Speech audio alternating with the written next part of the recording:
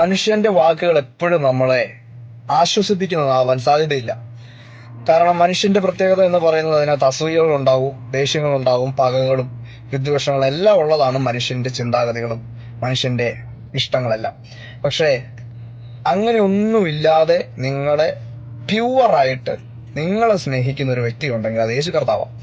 അതുകൊണ്ട് നിങ്ങളുടെ ഹൃദയത്തിനകത്ത് എന്തെങ്കിലും സങ്കടമോ വേദനകളോ വിഷമങ്ങളൊക്കെ ഉണ്ടാകുമ്പോൾ നമ്മുടെ സുഹൃത്തുക്കളോടോ അല്ലെങ്കിൽ നമ്മുടെ പ്രിയപ്പെട്ടവരോടൊക്കെ സംസാരിക്കുന്നതിന് മുമ്പ് മുറിക്കകത്ത് കയറി നിന്ന് രഹസ്യത്തിലൂടെ നിങ്ങളുടെ പിതാവിനോട് സംസാരിക്കണം. അങ്ങനെ സംസാരിക്കുമ്പോൾ നിങ്ങളുടെ ഹൃദയത്തെ ആശ്വസിപ്പിക്കാനും നിങ്ങളുടെ ഹൃദയത്തെ സൗഖ്യമാക്കാനും നിങ്ങൾക്ക് വേണ്ടി മരിച്ച നിങ്ങളുടെ ഭാരത്തെ ചുമക്കുന്ന യേശു കർത്താവ് നിങ്ങളുടെ അടുത്ത് വന്ന് നിങ്ങളെ ആശ്വസിപ്പിക്കുന്നത് നിങ്ങൾക്ക് മനസ്സിലാക്കാൻ കഴിയും. ഒരു സ്പെഷ്യലായിട്ട് എന്തൊക്കെയോ നിങ്ങൾ സംഭവിക്കുന്നത് നിങ്ങൾക്ക് മനസ്സിലാവും. കാരണം നമ്മളെ കർത്താവ് വേർതിരിച്ചതുപോലെ ഈ ലോകത്തെ ആരെയും വേർതിരിച്ചിട്ടില്ല. ആ കാര്യം നമ്മുടെ ഹൃദയത്തിനകത്ത് വെച്ചിട്ട് സകല ഭാരവും ചുമക്കുന്ന യേശു കർത്താവിന് മുമ്പിൽ ചെല്ലുക. നിങ്ങളുടെ ഹൃദയത്തെ തുറന്ന് കർത്താവിന് കൊടുക്കുക. കർത്താവ് നിങ്ങളെ ബലപ്പെടുത്തട്ടെ. God bless you.